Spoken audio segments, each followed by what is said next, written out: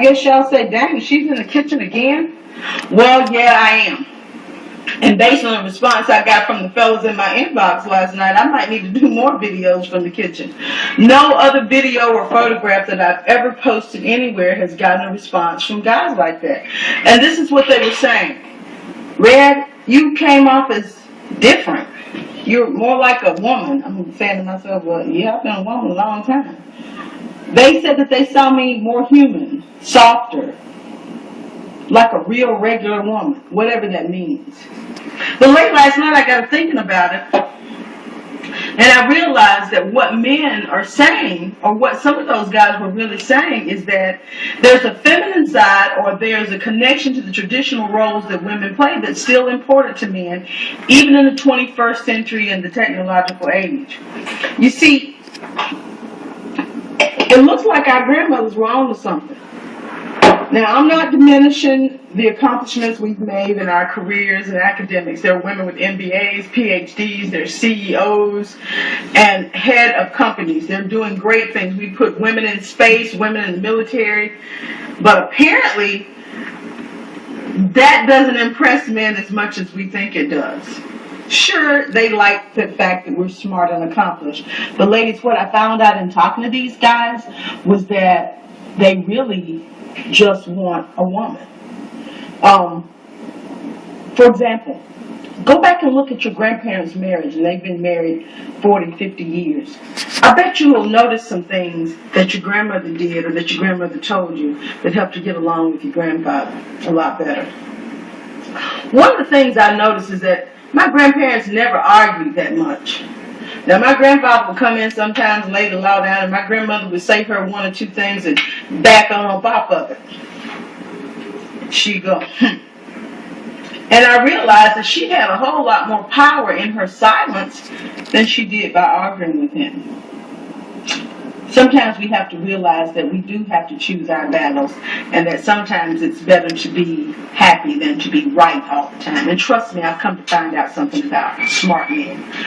When a smart man thinks about it and realizes that you were right, they'll come back after they've calmed down a bit, and they'll acknowledge that. If you've got a man who can never acknowledge when he's wrong, you've got some problems that cannot be covered in this video. The other thing I noticed is that they had a certain time they would approach a man about certain things. Like when he first came in from off the job or out doing work, I noticed that she didn't approach him right then. If there were any messages for anything, she always wrote them down, and she kept them in the same place so that he could take the time to look over them and read them. But she would ask him, how you doing, or how you feeling? Was he ready to eat? That kind of thing. So ladies, sometimes when our men come in from work in the evening, let's not just bombard them and hit them with all that information at one time. Let them come in. Let him chill out for a minute. Get him a shower, get his beer, his drink. You can ask him how he's doing. Ask him, can you get him anything? But for the most part, let him enjoy that divide of peace between where he's been, what he's had to do all day. Let him come home to some peace. I truly believe that the environment that we create and the atmosphere that we have in our homes has a lot to do with how happy we are in our homes, more so than the decoration and the furniture. I've known people to live in beautiful, fantastic houses, and the man would stay at home. I didn't understand that then, I do now. The other thing is, ladies, cooking is a bigger deal to them than we realize. I don't think it's so much about the food, because they could always eat out, but I think it's that nurturing thing, and fixing their plate and bringing it to them is a big, big deal. I've seen that really score some points with some fellas. So every now and then, ladies, make it about him. You know, fix his food, bring him a beer, have the remote by the TV, those kind of things. They may not say it, but they like to be pampered a little bit too. So whenever you can, I know you're a busy career working woman, got kids, some of you have them, but every now and then it needs to be all about him, and you need to treat him like a king. The other thing is, I noticed. We go back to the arguing part. Never ever confront him or embarrass him out in public. If you're in a debate and he's dead ass wrong, really, there's a way that you steer him away gently, and if not, you can talk about it when you get home. But don't you ever call yourself checking that man in public or embarrassing him, or especially in front of the boys. You know, you can say, well, honey, I'm not sure about that, but I'm not sure. But don't ever discount him in public, tear his credibility down. Sometimes, ladies, we just got to let some things ride. The other thing that's real important is respect, which ties into what I just said. Always respect that man. We want to be loved, we want to be cherished, we want to be pampered. The most important thing to a man is respect. You cannot love a man that you don't first respect. And I think that honoring and respecting them is a part of the big deal. I think that's why the honor and obey and the submission part is such a big deal to some men in the marriage vows. Last but not least, ladies, these two things. One goes back to respect. One goes back to knowing when to approach a man about a subject. And there are some times, ladies, when you don't need to approach anything at all. We just need to shut up. Just be quiet. Whatever he's doing, let it rock on for a while. Pick your battles. Sometimes, whether you realize it or not, your silence is more powerful than what you say. Because man don't care nothing about no idle threats and ultimatums coming out your mouth. But when you're quiet and he knows you're thinking, and he knows that when your mind is made up, that might be it. That's when you might be able to get a little act right out of him. The last thing, ladies, but the one that is really important. You can't hold the kitty hostage. You can't do that. You can't have a headache every night. You can't go to bed with your head tied up and them sweatpants on every night. Some of y'all women wear more clothes to bed with your man than you wear in the street. Now, men are a little bit different from us. In honesty, that helps to create the bond of intimacy between you. Some men express themselves sexually with you more so than they will verbally. Some men can really feel a certain way about you at a certain time and make passionate love to you. Sometimes they just want to release some stress, and they may not be the last of the red hot lovers. But in any event, it is a connection with you. And when you deny them physical intimacy, it actually hurts their feelings. It pisses them off, but you're hurting their feelings. The other thing, ladies, is that if you deny him that, please know that that may be the catalyst, or that might be the tipping point that makes him start thinking about tipping. Now, I'm not saying that these things are to be done just to keep him if he is not worth keeping. But if you have a man who's making the effort to be good to you, take the time to learn about some things that are important to men, to him especially. This may not be the same for every man, but if a man is taking the time to be good to you, learn how to be good to him. Learn what's important to him. Because the truth be told, ladies, some of us make me wonder. Some of us make me feel sorry for the men I see you with. And some of us have not learned that good men are all around us, but they're not to be taken for granted either. Remember this too. Give him what he wants, because what you won't do, there is some woman that will. And don't be surprised if you find out that that woman that will might just do it better. Now, I ain't trying to scare you, And I'm not trying to push you back in the 50s. I'm just trying to tell you that everything that we do as women should never supersede how well we can be good to the men in our lives. Be good to the brother if he's being good to you. And remember, be good to yourself.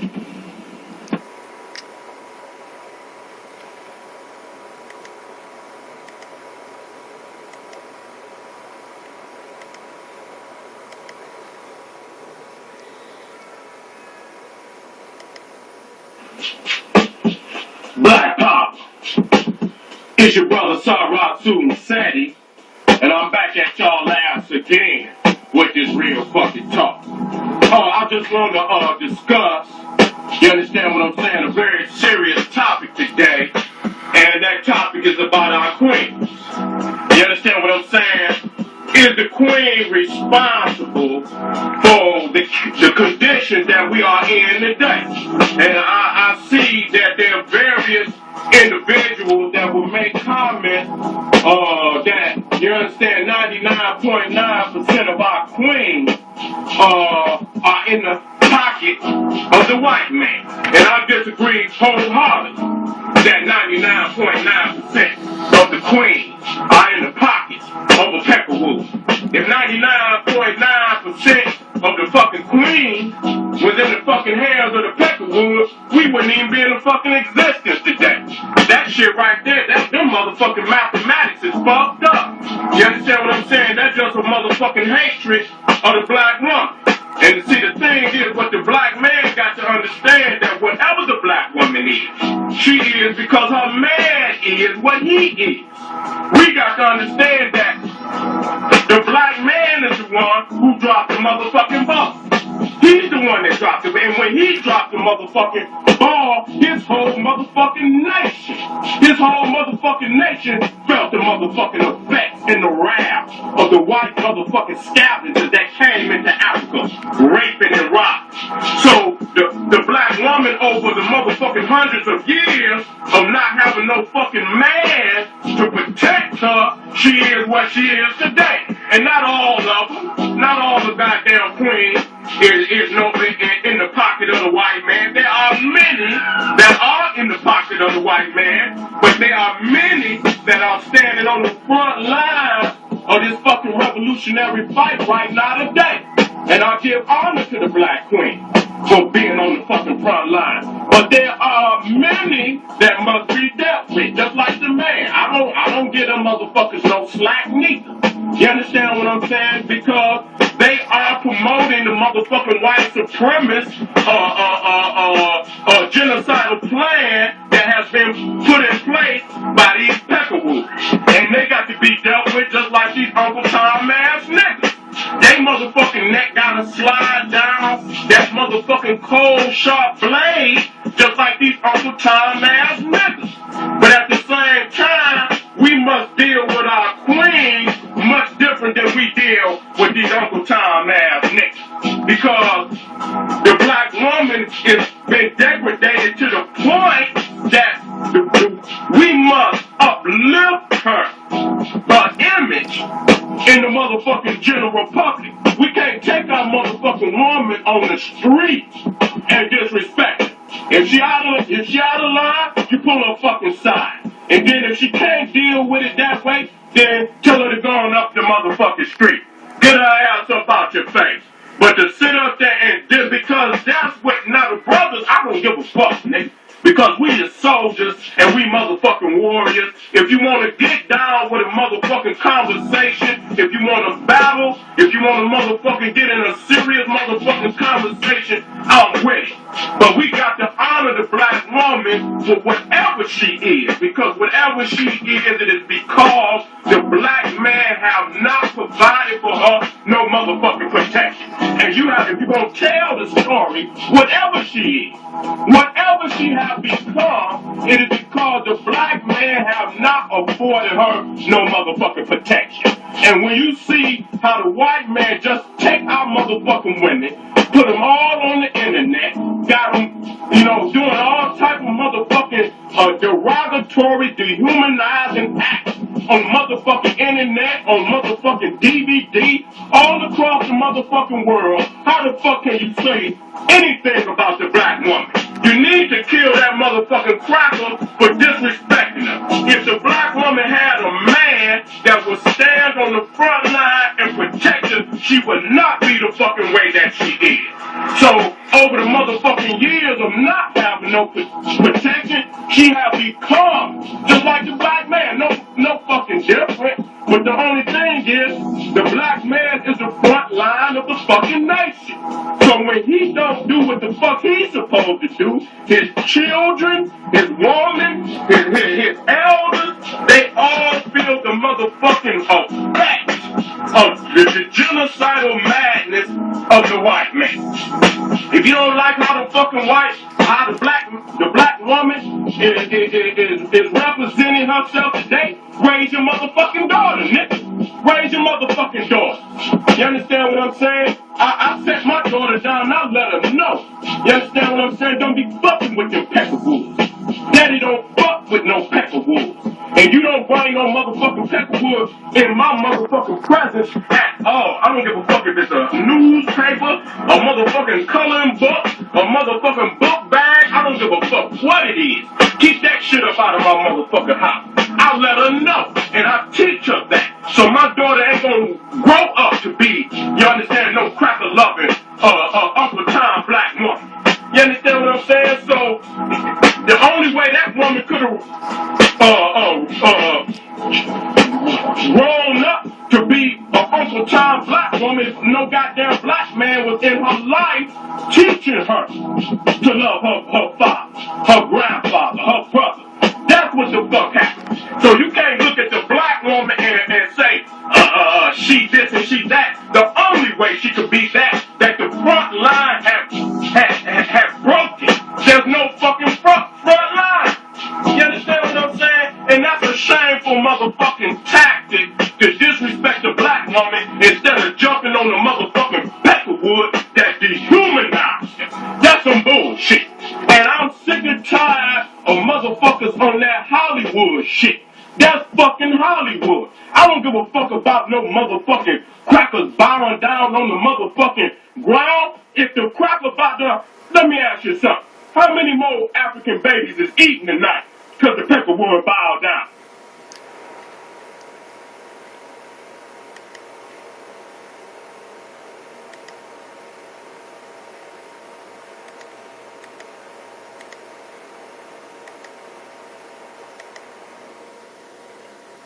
So, I just had something to say today.